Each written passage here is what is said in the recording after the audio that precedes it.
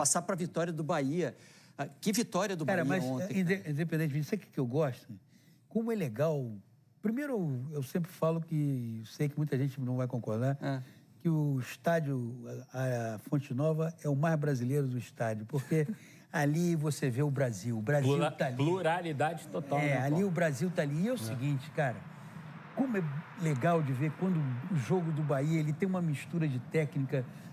Eu, por exemplo, você olha o Eric Pulga, o nível de ambição do Eric Pulga no jogo, Luciano Juba, porque a gente sempre fala do Bahia, fica no Caio Alexandre, Gianluca, no Cauli, no Everton Ribeiro. Pô, o que o Luciano Juba está jogando, cara? Não, e o Bahia ainda há pouco era aquele time que tocava para o lado, dominava o jogo, mas não vencia. O Rogério foi mudando um pouco. Foi duríssimo, até porque eu venho elogiando o Atlético Nacional de Medellín, ele veio ao Brasil e tomou 2 porradas, uma do Inter e uma do Bahia. Esse time e o Racing.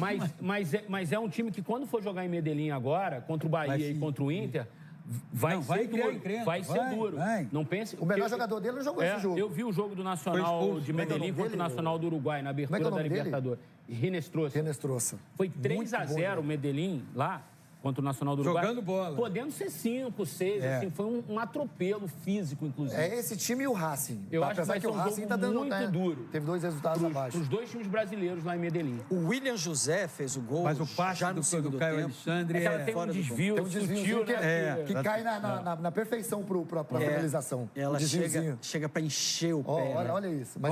Mas olha o toquinho do Caio Alexandre. Não, e o William José não caiu ainda nas graças do torcedor do Bahia, não. Aos poucos, né? Mas são 2 coisas, né? O Rogério falou muito sobre isso na entrevista coletiva. Eu gostei da entrevista com o Rogério. Essa mania de esse jogador não serve, não dá. Isso, o torcedor fazer isso, gente, está tudo certo. O torcedor isso. O problema é quando isso é endossado por quem dá opinião. Não, o problema é quando isso é endossado por quem dirige. E o Bahia não tem mais dirigente torcedor. Não, mas eu vou para o nosso lado. O Bahia hoje é administrado de uma outra forma. Me permita, eu vou para o nosso lado. O nosso lado, ver o cara errar um jogo, ver o cara errar 2 jogos. Mas o problema é de quem dá tanta importância para o nosso fragmentado lado. Mas tem repercussão. Não adianta a gente querer fazer desenvolver no sentido de autopreservação do nosso lado. Não, esquece a gente. Não liga pra gente. Não é o Eric, não é o Lino, não é o PC, não é o Paulo Nunes. Tá lá, é o sujeito que está de manhã falando, é o sujeito que está de tarde falando, é o sujeito que está de noite falando e dizendo o seguinte, como é que contratou esse cara? Mas os caras do City não dão bola para isso, Paulinho. Esse aqui é o detalhe. Eu sei. Mas o mais importante é o Rogério mas o problema não muda. Mas o mais importante é o Rogério não dar. O Rogério ontem foi perfeito na entrevista. Foi, eu gostei da entrevista dele. Você não pode ficar se movendo porque o cara foi mal num jogo, depois foi mal no outro 10 jogo. jogos, e depois eu descarto ele, não quero mais ele jogando. O próprio Rogério sabe que talvez se ele tivesse em outro clube, com uma outra gestão, ele não teria continuado o trabalho dele. Sim. Porque houve momentos em que a própria torcida do Bahia não queria ver o Rogério sendo pintado. Exato. Eu vi alguns jogos na Fonte Nova, o Rogério ser vaiado, ser xingado, porque a coisa não estava acontecendo realmente. Agora, foi o que o Lino falou. Esquece, o Grupo City vai fazer o que acha que tem que fazer. Pode eu ficar gritando, pode você ficar gritando, pode a Bahia inteira ficar gritando. A não ser que os caras lá acharem que não, exato, mas se os caras lá acharem que não vai mexer, não vai mexer. O Red Bull, né, o Bragantino, passou por isso com caixinha quando o campo começou a gritar demais. Mas aí a corda apertou, porque ia cair, né? E aí percebeu também que as respostas não viriam. Sim. Porque assim, não é que esse perfil de executivo, ele não demita o técnico. Ele só tem um olhar diferente na avaliação do trabalho. Em determinado instante, ele vai lá, como aconteceu com o Red Bull Bragantino. O Pedro Caixinha não vai mais conseguir mudar isso aqui. E tem uma coisa no Bahia que pode acontecer, é que os dirigentes, né, do City, imaginar que o Bahia já chegou nesse patamar aqui, agora a gente não quer esse patamar, a gente quer outro patamar. E aí você não conseguir adentrar nesse patamar. Para incluir um outro clube do Nordeste que está passando por um momento de instabilidade dentro da Libertadores e também no Campeonato Brasileiro, é o próprio Fortaleza com o Vojvoda. O Fortaleza foi a única equipe no Campeonato Brasileiro, na história de pontos corridos do Campeonato Brasileiro, que terminou um turno em último lugar e terminou o campeonato em 8º, indo disputar para a Libertadores. É a única equipe que conseguiu isso, sob a direção do Vojvoda. Agora, o Marcelo Paes é um cara que tem um outro olhar. E você imagina o quanto o Marcelo Paes naquela época, e agora muito provavelmente, é torpedeado para dizer... Ele precisou outro dia botar o peito na frente da delegação para encarar a torcida na porta do centro de treinamentos lá. Vem cá, no jogo de ontem, vocês não tiveram aquela sensação de ó, que pena, né? Quando o Atlético Nacional fez aquele gol, naquele empurrãozinho. Aquilo ali o Paulo Nunes fazia muito. Muito. Né? Para mim não foi falta, não. Tirava o tempo de chegada do zagueiro. Um toquinho, assim, pro atacante ele acha que não é falta. Quando o juiz olhava... Mas o juiz, que é inteiraço. Só que ali, olha lá, esse toquinho que você fala, PC, pro zagueiro que tá vindo para trás para cabecear, ele perdeu toda a noção do... Vamos ser sinceros, sem Medellín é gol. Não, vamos ser sinceros. Sem Medellín é gol. Sem VAR é gol, sem VAR. Ah, bom, mas o árbitro anulou no campo, né? Foi o juiz, não foi nem o VAR. Foi o juiz na hora. Na hora. Sem Medellín é gol. O cara faz assim, Lino. O cara dá até um susto quando... Ainda mais nós tivemos naquele estádio aquilo. Segue o jogo. Aqui, ó. Gol. Lá, fim de jogo ainda. Agora, aquele joguinho de braço ali, às vezes, é da natureza do atacante. Dos dois. Né, do zagueiro também faz muito isso. Tem que não daria falta por isso. O zagueiro ele precisa estar encostando. Quando o zagueiro não encosta no atacante... Mas ali não é um braço de referência. Uma coisa é o braço de referência. Mas ali muitas foi um vezes... empurrão. Mas aí você usa de migué, de referência e dá um toquinho. Mas aquilo no VAR não precisou de VAR. Isso que eu achei o árbitro legal. foi no campo, Não, mas se o VAR ia chamar... foi no campo mas o VAR ia chamar. Assim, se o juiz não vai, certeza que o VAR. Vamos fazer um VAR do seleção aqui. Você dava falta, Paulinho? Cara, eu não acho que seja... Na Fonte Nova eu dava, em Medellín eu não dava, não. Quando eu jogava, não era falta. Agora é falta. Não, é falta. Eu acho que tem que marcar. Eu acho que tem que marcar. Tira, né? Se você tira o zagueiro da jogada... Não, olhando bem, tem um toquezinho. Quer ver? Observa. Não, e ele tira o timing de subida. É no tempo da subida. Olha lá, você viu? Não, tem. O zagueiro tá na jogada. O zagueiro trava aqui, ó. Não, e ele tava na jogada. Eu não sei se o atacante precisava desse... Esse eu pensei agora, vendo o replay também. Não, acho que o zagueiro precisava. O zagueiro tirava. O zagueiro chegaria? Acho que tirava, sim. Então ele corre o risco. Apesar que ele corre o risco porque ele largou o centroavante. Normalmente ele o zagueiro marcou a bola, né? Ele marcou a bola e ele tem que vir tocando no zagueiro, no atacante. Ele largou o atacante. Faltou ele jogar com o braço também. Se ele joga com o braço, ele trava também. Exatamente. Exatamente. Mas o Bahia mereceu a vitória. Embora tenha sido um jogo duro, o Bahia foi mais... Eu gostei do time do Bahia. Procurou mais o gol, se dedicou mais. Não desistiu. Criou mais. Jogou bem. Jogou bem. Jogou bem.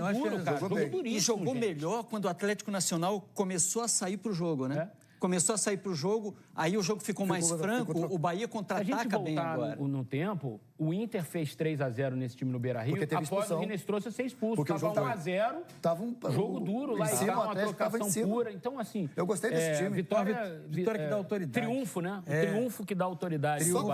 Só para lembrar, para mim não perder essa oportunidade, eu ganhei, fui campeão da Libertadores em cima desse Atlético Nacional. Gol de pênalti do Dinho, lá em Medellín. Bela lembrança. Lotado o estádio. Tem Rogério Ceni na ponta da agulha? Vale a pena a gente ouvir o treinador do Bahia sobre o triunfo ontem. Fala aí, Rogério. Eu fico feliz pela maneira como nós competimos no dia de hoje, como criamos, jogamos, uma equipe muito boa do outro lado. Se justifica toda a dificuldade do jogo para mim, talvez. Assim como o Internacional, as duas melhores equipes que nós enfrentamos aqui no ano. E trouxe muita dificuldade para a gente.